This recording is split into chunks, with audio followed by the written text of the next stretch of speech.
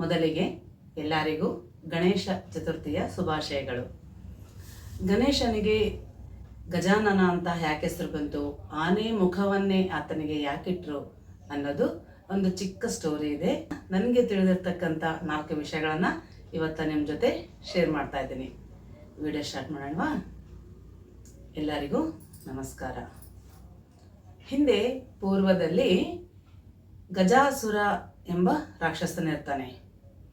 ರಾಕ್ಷಸರಲ್ಲಿ ಕೂಡ ಒಳ್ಳೆಯವರು ಕೆಟ್ಟವರು ಅಂತ ಇರ್ತಾರೆ. ಈಗ ಮಾನವರಲ್ಲಿ, ಮನುಷ್ಯರಲ್ಲಿ ಕೂಡ ಹಾಗೆ ಅಲ್ಲ, ಒಳ್ಳೆಯವರು ಕೆಟ್ಟವರು ಅಂತ ಹೇಗಿರ್ತಾರೆ ಹಾಗೆ ರಾಕ್ಷಸರಲ್ಲಿ ಕೂಡ ಒಳ್ಳೆಯವರು ಕೆಟ್ಟವರು ಅಂತ ಇರ್ತಾರೆ. ಈ ಗಜಾಸುರ ಎಂಬುವವನು ಒಳ್ಳೆಯ ರಾಕ್ಷಸ ಇರ್ತಾನೆ.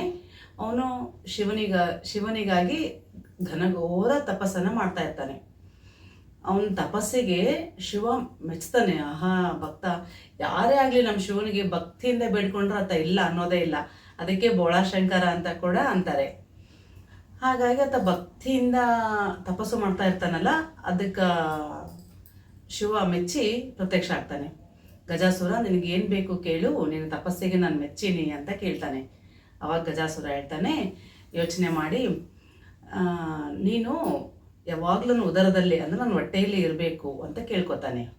ಅವನ ಉದ್ದೇಶ ಇಷ್ಟೇ, ಶಿವ ಯಾವಾಗಲೂ ನನ್ನ ಜೊತೆಗೆ ಇದ್ದರೆ ನಾನು ಅಮರತ್ವ ಪಡಿಬೋದಲ್ಲ, ನನಗೆ ಸಾವೇ ಇರೋದಿಲ್ಲ ಅನ್ನೋ ಉದ್ದೇಶದಿಂದ ಶಿವನನ್ನು ಯಾವಾಗಲೂ ತನ್ನ ಹೊಟ್ಟೆಯಲ್ಲಿ ಇರೋ ಹಾಗೆ ಕೇಳ್ತಾನೆ. ಶಿವ ತಥಾಸ್ತು ಅಂತಾನೆ. ನಿಮಗೆ ಗೊತ್ತೇ ಇದೆ, ಶಿವ ಏನು ಕೇಳಿದ್ರು ಕೊಟ್ಬಿಡ್ತಾನೆ. ತಥಾಸ್ತು ಅಂತಾನೆ. ಆಯ್ತು, ಹೊಟ್ಟೆ ಒಳಗೆ ಹೋಗಿ ಆರಾಮ್ ಕುಂತು ಬಿಡ್ತಾನೆ. ಈ ಕಡೆ ಕೈಲಾಸದಲ್ಲಿ ಪಾರ್ವತಿ ಒಬ್ಬಳೇ ಇರ್ತಾಳಲ್ಲ, ಅವಳು ಯೋಚನೆ ಮಾಡ್ತಾಳೆ, ಇದು ಹಿಂಗಾದರೆ ಬಗೆರಂಗಿಲ್ಲ, ಸೀದಾ ವಿಷ್ಣುವಲ್ಲಿಗೆ ಹೋಗಿ ಆತನ ಹೆಲ್ಪೇ ತಗೋಬೇಕಂತೇಳಿ ವಿಷ್ಣುವಿನಲ್ಲಿಗೆ ಹೋಗಿ ವೈಕುಂಠಕ್ಕೆ ಅಲ್ಲಿ ನಡೆದಿರೋ ವಿಷಯನೆಲ್ಲ ಹೇಳ್ತಾಳೆ. ನೀನೇ ನನಗೆ ಹೆಲ್ಪ್ ಮಾಡಬೇಕು ಅಂತ. ಸರಿ ಅಂತೇಳಿ ವಿಷ್ಣು ಗಂಗೆತ್ತಿರುತ್ತಲ್ಲ, ನಂದಿನ ಗಂಗೆತ್ತು ವೇಷ ಹಾಕಿ, ಈತನು ಗಂಗೆತ್ತು ಆಡಿಸೋ ವೇಷ ಹಾಕಿ ಎಲ್ಲಿ ಗಜಾಸುರ ಇರ್ತಾನ ಅಲ್ಲಿಗೆ ಹೋಗ್ತಾನೆ. ನಾವು ಚಿಕ್ಕವರಿರುವಾಗ ಕೂಡ ಗಂಗೆತ್ತು ಆಡ್ಸಕ್ಕೆ ಬರೋರು, ಆಮೇಲೆ ಕರಡಿ ಆಡ್ಸಕ್ಕೆ ಬರೋರು. ಇವಾಗ ನಂಗೆ ಅವಾಗೆಲ್ಲ ಫೋನು TV ಎಲ್ಲ ಇರಲಿಲ್ಲ. ಮನೋರಂಜನೆ ಅಂದರೆ ಅದೇ ಗಂಗೆತ್ತು ಆಡ್ಸಕ್ಕೆ ಬರೋರು, ಅವರೆಲ್ಲ ಆಟ ಆಡ್ಸೋರು, ಕರಡಿ ಆಟ ಆಡ್ಸೋರು. ಆಟ ಎಲ್ಲ ಆಡಿದ್ಮೇಲೆ ಅವರಿಗೆ ಬಟ್ಟೆಗಳನ್ನಾಗಲಿ, ಇಲ್ಲ ಅಂದರೆ ದುಡ್ಡಾಗಲಿ, ಇಲ್ಲ ಅಂದರೆ ಮನೇಲಿ ಏನಾದರೂ ಧಾನ್ಯಗಳಿದ್ರೆ ಅವುಗಳನ್ನು ಅವರಿಗೆ ಕೊಡ್ತಾ ಇರ್ತಾರೆ. ಈ ಕಥೆಯಲ್ಲಿ ಕೂಡ ಹಾಗೆ ಗಂಗೆತ್ತನ್ನು ತಗೊಂಡು ನಂದಿನೇ ಗಂಗೆತ್ತು ಮಾಡಿಕೊಂಡು ಈತ ಗಂಗೆತ್ತ ಆಡ್ಸೋ ರೀತಿ ವೇಷ ಹಾಕ್ಕೊಂಡು ಗಜಾಸುರನಲ್ಲಿಗೆ ಹೋಗಿ ಗಂಗೆತ್ತ ಆಡ್ಸೋಕೆ ಸ್ಟಾರ್ಟ್ ಮಾಡ್ತಾರ. ಇಷ್ಟು ಚೆನ್ನಾಗಿದ್ದ ಸನಾಯಿ ಬಾರಿಸ್ತಾನ, ಅದ್ರ ಜೊತೆಗೆ ಗಂಗೆತ್ತು ಕೂಡ ಅಷ್ಟು ಚೆನ್ನಾಗಿ ಆಟ ಆಡ್ತದ. ಇದಕ್ಕೆ ಮನಸ್ಸೋತು ಬಿಡ್ತಾನೆ ಗಜಾಸುರ. ನಿಮ್ಮ ಆಟಕ್ಕೆ ನಾನು ಮೆಚ್ಚಿದ್ದೀನಿ, ನಿಮ್ಗೆ ಏನು ಬೇಕು ಕೇಳು, ನಾನು ಕೊಡ್ತೀನಿ ಅಂತ ಕೇಳ್ತಾನೆ. ವಿಷ್ಣು ಕೇಳ್ತಾನೆ, ಏನು ಬೇಕಾದರೂ ಕೊಡ್ತೀಯ ಅಂದರೆ, ನೀನು ಏನು ಕೇಳಿದ್ರು ಅದು ಕೊಡ್ತೀನಿ ಅಂತ. ಸರಿ, ಹಾಗಾದರೆ ನೀನು ಉದರದಲ್ಲಿದ್ದಾನಲ್ಲ, ಶಿವನನ್ನು ಹೊರಗಡೆ ಬಿಡು ಅಂತ ಕೇಳ್ತಾನೆ. ಅವಾಗ ಗಜಾಸುರನಿಗೆ ನೆನಪಾಗುತ್ತೋ, ಇದು ಈಗ ನಾನು ಶಿವನನ್ನು ಹೊರಗಡೆ ಬಿಟ್ಟರೆ ನಾನು ಸಾಯ್ತೀನಿ. ಅದಕ್ಕಾಗಿ ಏನು ಮಾಡಬೇಕು ಅಂತೇಳಿ ಒಂದು ಯೋಚನೆ ಮಾಡಿ ಶಿವನಿಗೆ ಕೇಳ್ತಾನೆ, ಈಗ ನಾನು ನಿನ್ನ ಹೊರಗಡೆ ಕಳಿಸಿದ್ರೆ ನಾನು ಸತ್ತೋಗ್ಬಿಡ್ತೀನಿ. ನನ್ನ ಹೆಸರು ಅಂದರೆ ನನ್ನ ರೂಪಕ್ಕೆ, ನನ್ನ ಶಿರಕ್ಕೆ ಯಾವಾಗಲೂ ಪೂಜೆ ನಡೀತಾ ಇರಬೇಕು, ಯಾವಾಗ ನನ್ನ ಜನ ನೆನೆಸ್ಕೋತಾ ಇರಬೇಕು ಅಂತ ಒಂದು ವರನಾದರೂ ಕೊಡು ಅಂತ ಕೇಳ್ತಾನೆ. ಅವಾಗಲೂ ಶಿವ ತಥಾಸ್ತು ಅಂತಾನೆ. ಇನ್ನು ಹೊರಗಡೆ ಬಂದುಬಿಡ್ತಾನೆ. ಬಂದ ತಕ್ಷಣ ಗಂಗೆತ್ತು ರೀತಿ ಇರುತ್ತಲ್ಲ ನಂದಿ, ಆ ಕೊಂಬೆಯಿಂದ ಚುಚ್ಚಿಸಿ ಅವನನ್ನು ಸಾಯಿಸ್ಬಿಡುತ್ತೆ. ಇನ್ನು ವಿಷ್ಣು ಅದನ್ನು ಕರ್ಕೊಂಡು ವಿಷ್ಣು ವೈಕುಂಠಕ್ಕೆ ಹೋಗ್ತಾನೆ, ಶಿವ ಕೈಲಾಸಕ್ಕೆ ಹೋಗ್ತಿರ್ತಾನೆ. ಶಿವ ಕೈಲಾಸಕ್ಕೆ ಬರ್ತಾ ಇರ್ತಾನಲ್ಲ, ಇದು ತಿಳಿತದ ಆಕೆಗೆ, ಪಾರ್ವತಿಗೆ. ಓ, ಶಿವ ಬರೋದ್ರಾಗ ನಾನು ರೆಡಿ ಆಗಬೇಕು ಅಂತೇಳಿ ಆಕೆ ಸ್ನಾನ ಮಾಡಬೇಕು ಅಂತ ಹೋಗ್ತಿರ್ತಾಳೆ. ತಲೆ ಸ್ನಾನ ಮಾಡಬೇಕು ಅಂದರೆ ಭಾಳ ಹೊತ್ತಾಗುತ್ತಲ್ಲ, ಅವಳು ಕುಂತಲ್ಲೇ ಏನು ಮಾಡ್ತಾಳೆ, ಒಂದು ಮಣ್ಣಿನಿಂದ ಒಂದು ಬೊಂಬೆನ ಮಾಡ್ತಾಳೆ. ಬೊಂಬೆನ ಮಾಡಿ ಅದಕ್ಕೆ ಪ್ರಾಣ ತುಂಬ್ತಾಳೆ. ಒಂದು ಪುಟ್ಟ ಮಗು ಆಗುತ್ತೆ ಬಾಲಕನ ರೂಪದಲ್ಲಿ. ಆ ಬಾಲಕನಿಗೆ ಹೇಳ್ತಾಳೆ, ನಾನು ಹಿಂಗೆ ಸ್ನಾನಕ್ಕೆ ಹೋಗ್ತಾ ಇದ್ದೀನಿ, ನೀನು ಇಲ್ಲೇ ಹೊರಗಡೆ ಹೊಸ್ತಿಲಲ್ಲೇ ಕಾಯ್ತಾ ಇರಬೇಕು, ಬಾಕ್ಲಲ್ಲಿ ಯಾರೇ ಬರಲಿ ನೀನು ಒಳಗಡೆ ಬಿಡಬಾರ್ದು ಅಂತ ಹೇಳ್ತಾಳೆ. ಸರಿ ಅಮ್ಮ ಅಂತೇಳಿ ಪಾರ್ವತಿ ಸ್ನಾನಕ್ಕೆ ಹೋಗ್ತಾಳೆ, ಈತ ಬಾಕ್ಲಲ್ಲೇ ಕಾಯ್ತಾ ಇರ್ತಾನೆ ಆಟ ಆಡ್ತಾ ಆಡ್ತಾ. ಆಯಿತು, ಶಂಕರ ಬಂದುಬಿಡ್ತಾನೆ. ಬಂದ ತಕ್ಷಣ ನಾನು ಒಳಗಡೆ ಹೋಗ್ತೀನಿ ಅಂತಾನೆ. ಅವಾಗ ಪುಟ್ಟ ಬಾಲಕ ಹೇಳ್ತಾನೆ, ನಾನು ನಿನ್ನ ಒಳಗಡೆ ಬಿಡೋದಿಲ್ಲ, ಇದು ನಮ್ಮ ತಾಯಿ ಆಜ್ಞೆ, ನಮ್ಮ ತಾಯಿ ಸ್ನಾನ ಮಾಡಕತ್ತಾಳೆ, ಯಾರೇ ಬರಲಿ ನಾನು ಬರೋವರೆಗೂ ಒಳಗಡೆ ಕಲಿಸ್ಬೇಡ ಅಂತ ಹೇಳಿದಾಳೆ ಅಂತ. ಹೌದಾ, ನಿನ್ನ ತಾಯಿನ ಆಕಿ ಅಂದರೆ ನಮ್ಮಮ್ಮ ಅಂದರೆ ಅಕ್ಕಿ ತಾಯಿ ಆದರೆ ನಾನು ತಂದೆ ಸ್ಥಾನದಲ್ಲಿರ್ತೀನಿ, ನನ್ನನ್ನು ಒಳಗಡೆ ಬಿಡು, ನಾನು ಶಂಕರ ಅಂತ ಕೇಳ್ತಾನೆ. ನೀನು ಯಾರೇ ಆಗಿರು, ನಮ್ಮಮ್ಮ ಬರತನ ನಿನ್ನ ಒಳಗಡೆ ಬಿಡೋದಿಲ್ಲ ಅಂತ ಹುಡುಗ ಹಂಗೆ ವಾದಿಸ್ತಾನೆ. ಅವಾಗ ಶಿವನಿಗೆ ಕೋಪ ಬಂದ್ಬಿಡುತ್ತೆ. ತನ್ನ ತ್ರಿಶೂಲ ಇರುತ್ತಲ್ಲ, ತ್ರಿಶೂಲಿಂದ ಕುತ್ತಿಗೆ ಕುಚ್ಚಿ ಒಳಗಡೆ ಹೋಗ್ಬಿಡ್ತಾನೆ. ಬಾಲಕ ಬಿದ್ದು ಸತ್ತೋಗ್ಬಿಡ್ತಾನೆ. ಒಳಗಡೆ ಹೋದ್ಮೇಲೆ ಆಯ್ತಿನ ಪತಿ ಬಂದ ಖುಷಿಯಲ್ಲಿ ಪಾರ್ವತಿ ದೇವಿ ಇಬ್ರು ಮಾತಾಡ್ತಾ ಕೂತಿರ್ಬೇಕಾದ್ರೆ ಮಾತಾಡ್ತಾ ಪಾರ್ವತಿ ದೇವಿಗೆ ನೆನಪಾಗುತ್ತೆ.